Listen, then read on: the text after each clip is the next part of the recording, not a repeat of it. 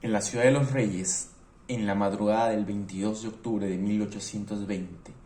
un viejo navío mercante inglés zarpa silencioso, llevando en sus bodegas 24 pesadas cajas de madera.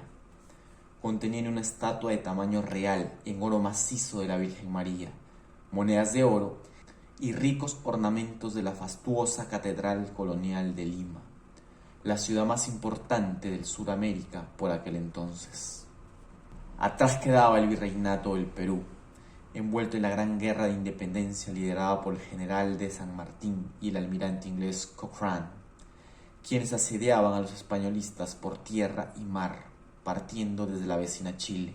Eran los tiempos del virrey Abascal, quien creyó proteger los tesoros de la iglesia y los vecinos de la ciudad, rentando un navío inglés que lo transportaría a sitio seguro, lejos de las llamas de la insurrección. El capitán del barco Custodio, convertido horas después por obra de las circunstancias en pirata trasnochado, no pudo resistir la tentación de poseer aquel tesoro fabuloso, decidiendo junto con su primer oficial robarlo y desaparecer en las sombras de la noche. Al día siguiente, una mañana soleada y con mar calmo, el capitán comunica la acción tomada a sus 8 tripulantes, la mayoría de ellos jóvenes que aún no alcanzaban los 20 años de edad. Después de una acalorada discusión con los marinos, quienes protestaban por involucrarlos en un acto delictivo castigado con la muerte tanto por españoles como por ingleses, llegando al acuerdo de buscar un escondite seguro para el fastuoso cargamento, dirigiéndose entonces a la isla del Coco, única isla desierta, sin propietario legal y conocida por los marinos ingleses desde el siglo XVII,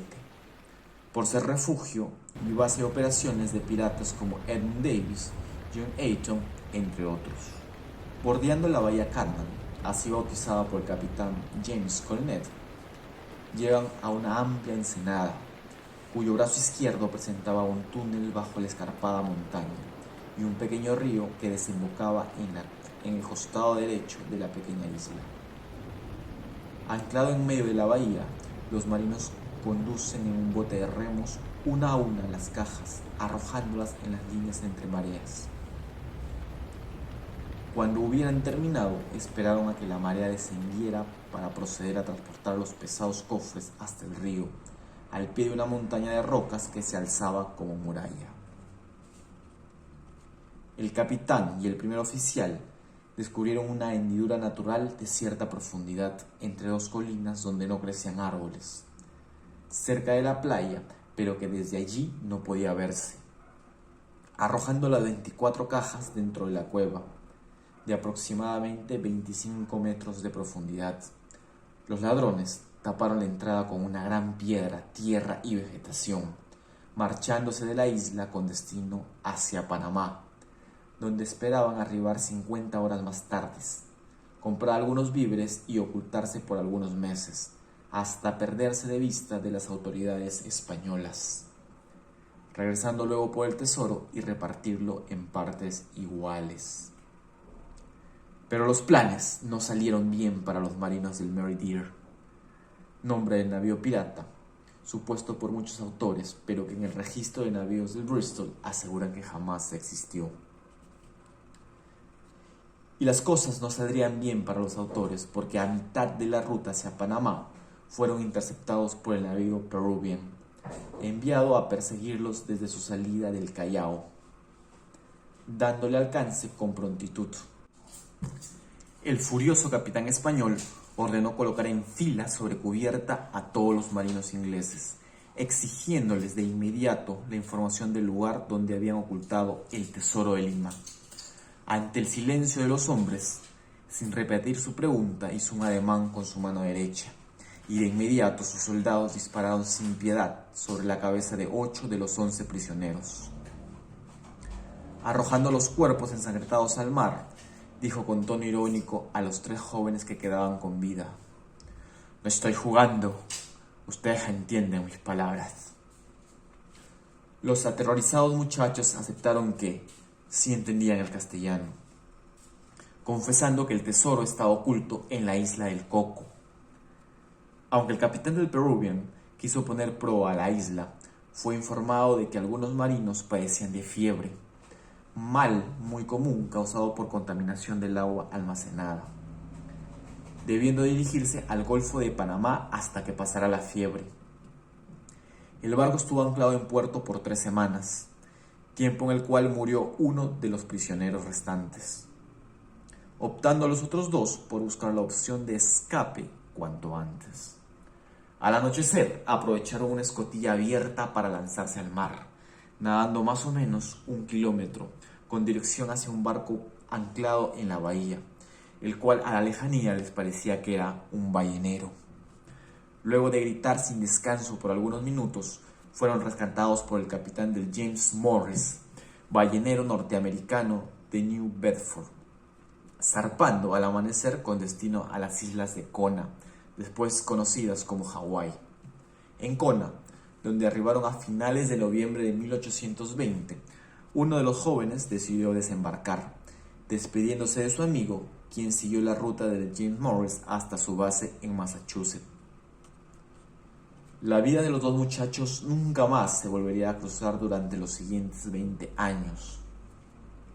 Y es que el segundo sobreviviente, cuyo nombre era Thompson, trabajó como marino en los barcos mercantes que transitaban entre Estados Unidos y el Caribe. Un día de agosto de 1844, en La Habana, Cuba,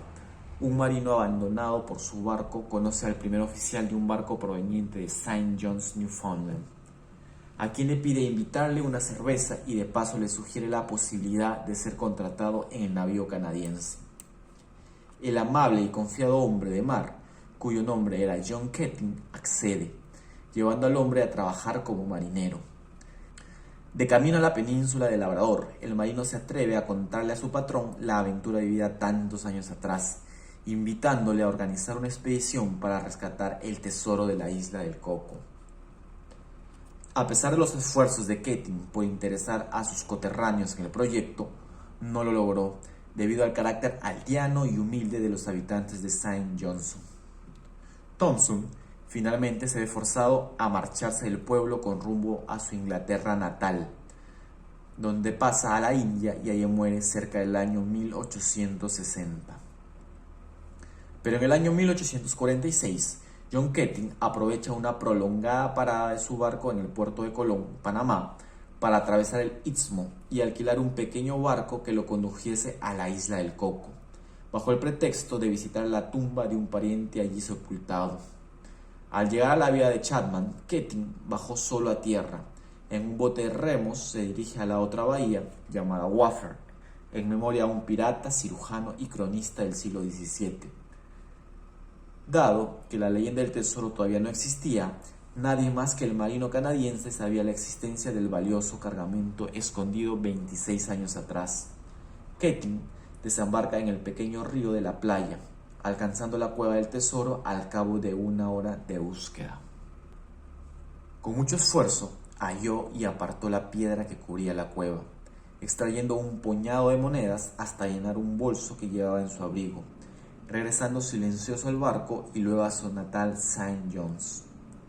cambiando las monedas del bolso por 1.300 libras esterlinas.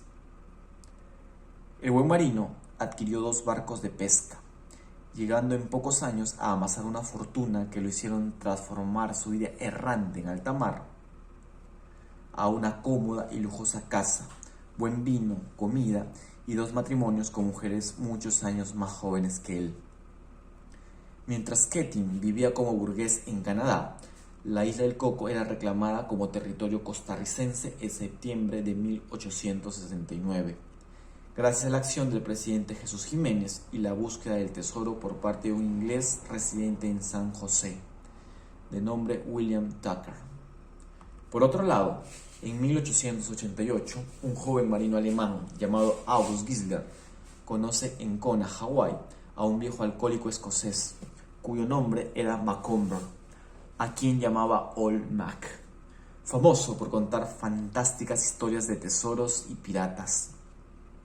Gisler se convierte en novio de una bella muchacha nativa, hija de Mac.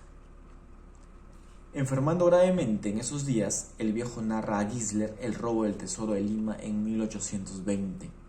siendo él mismo uno de los dos únicos sobrevivientes, no pudiendo regresar nunca a la isla. Gisler decide al morir su suegro viajar a Costa Rica y a la isla del Coco, pasando el resto de su vida como el más conspicuo buscador del tesoro, fungiendo inclusive como gobernador del Coco desde 1897 hasta 1906. Keating muere el 15 de agosto de 1882, a los 73 años de edad, paralizado de medio cuerpo desde 10 años atrás, lo que le impidió regresar a la isla del Coco. Su viuda, Elizabeth Brennan, organizó una expedición a Coco en el navío Aurora, partiendo de la Columbia Británica en 1897, llevando consigo un mapa elaborado por su extinto marido en el que se dibujaba la isla y un punto con tinta roja, señalando el supuesto sitio del tesoro. Al llegar a la isla, el gobernador Gisler les negó el desembarco,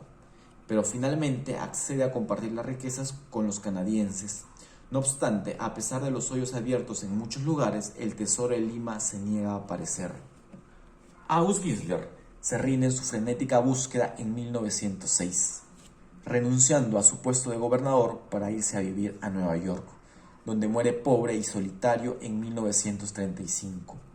Pero en 1931, 3 náufragos originarios de San Diego, California, quienes tienen que habitar la isla del Coco por 6 meses,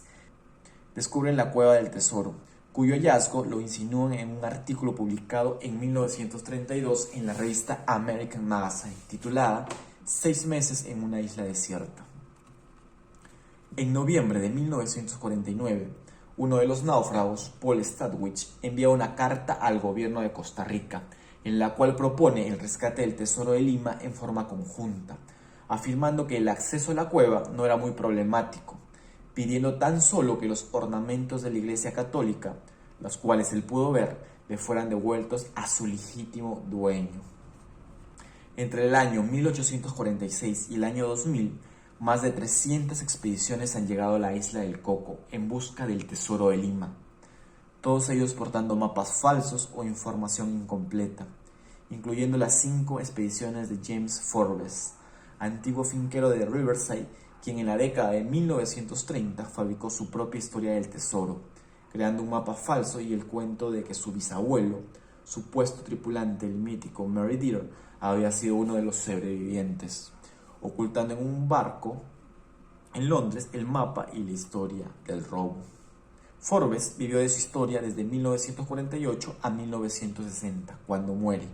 vendiendo el mapa y una supuesta participación del tesoro a ricos inversionistas norteamericanos. Finalmente, en 1994, un historiador graduado de la Universidad de Costa Rica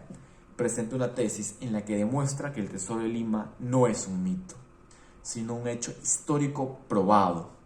poniendo de relieve las aventuras de Thompson, Macomber, la fortuna de Keating y la mala suerte de Gisler,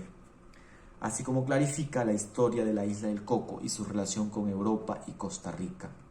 Desde 1994 hasta la actualidad, el historiador Raúl Arias Sánchez ha intentado, sin éxito, convencer al gobierno costarricense para realizar un rastreo del tesoro utilizando sensores remotos, que pueden generar mapas tridimensionales desde un avión que sobrevuele a baja altitud el área de la bahía Wafford. La insistencia del historiador del tesoro de Lima se asemeja a la que vivió Howard Carter cuando por años luchó por convencer a los arqueólogos británicos de la existencia de Tutankamón, a quien consideraban como una divinidad del antiguo Egipto. Carter finalmente probó que tenía la razón al descubrir el gran tesoro de Tutankamón en 1922. Y dime, ¿tú te aventurarías a la búsqueda del tesoro de Lima? Déjame en los comentarios.